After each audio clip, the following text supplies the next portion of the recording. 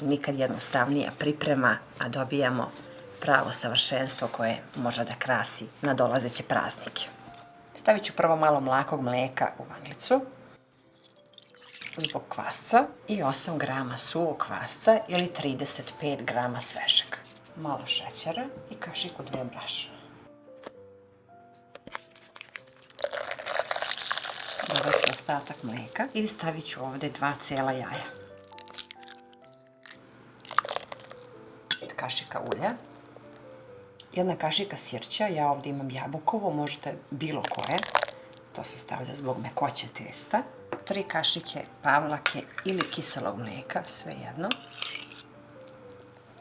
I sad mogu da dodajem postepeno brašno.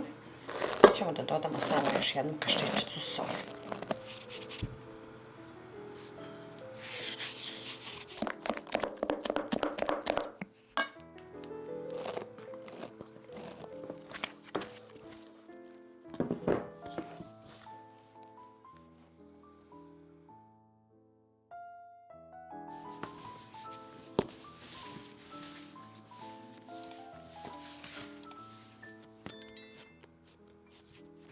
A testo kako je mekano, tako i treba da nam bude. Sad ćemo da stavimo u vanglicu, pokriću folijom i krpom i čekam nekih 20 minuta da naraste.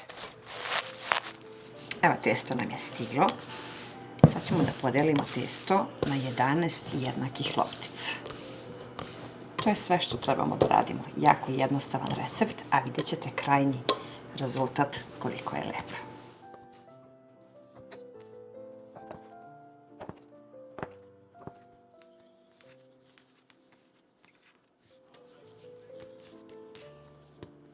Evo su loptice.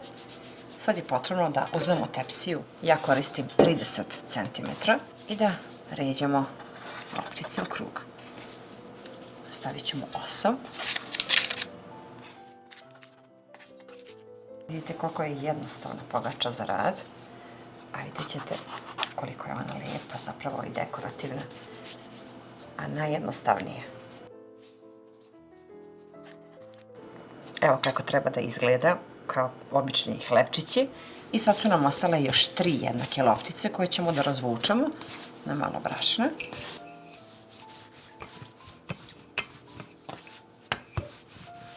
Razvučemo tanko kao mali plitak tanjer. Sve 3 loptice. Otopila sam jednu malu kockicu putera i sad premazujemo jednu po jednu i stavljamo jednu preko druge.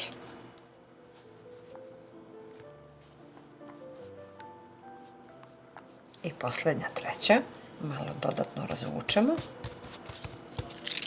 I sad ćemo da odsečemo, da napravimo lep krug. Ovo sklonimo. Evo ovako. I sečemo na 8 truglića.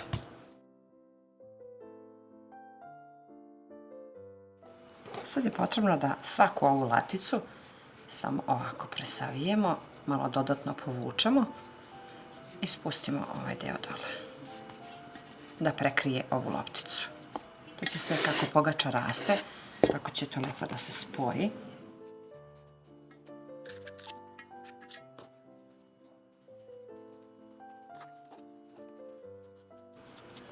Sad je potrebno da razvučemo malo ovaj vrh i samo ovako da zavrtimo 2-3 puta i da zavučemo ispod loptice. Slobodno povučite ovako.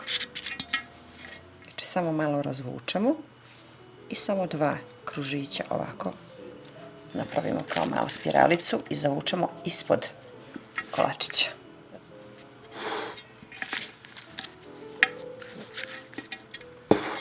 Jer kako testo raste, tako se i lakše razlači, opuštenije.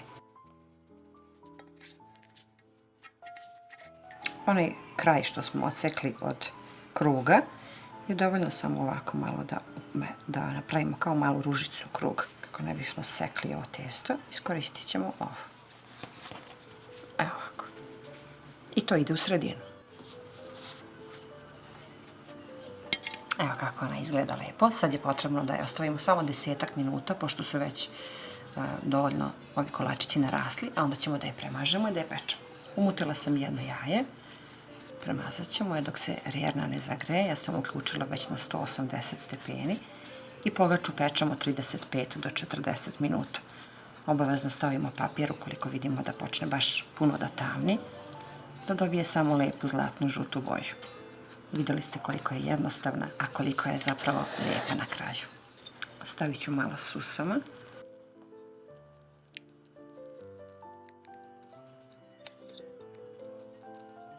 Ja imam ovdje semenke od bundeve ili od tikve, svejedno šta imate, da dobije čisto malo oblik. Stavljamo na svaku ovu laticu po jednu. Sad mogu da nosim na pečenje.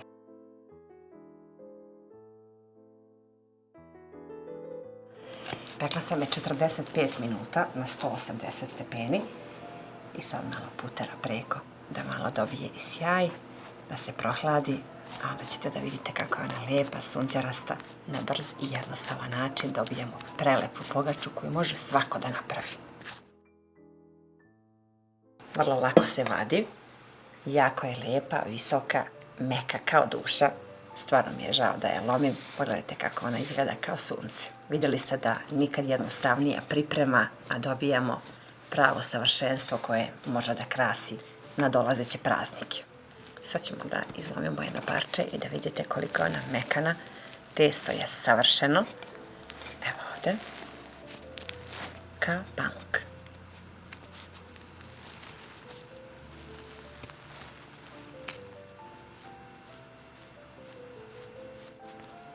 Premekana, testo predivno, kao sunđer.